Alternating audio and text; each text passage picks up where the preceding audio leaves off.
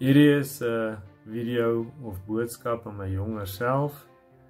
Ek is nou 44 en die is dinge wat jy oor moet nadink as jy 20 is.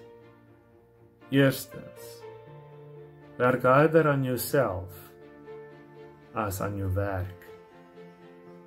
Tweedens, moenie wens dat dinge makliker was nie.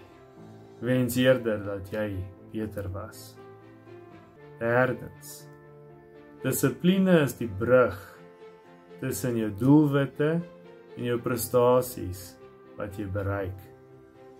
Vierdens, die lewe gaan nie beter raak of makliker raak nie.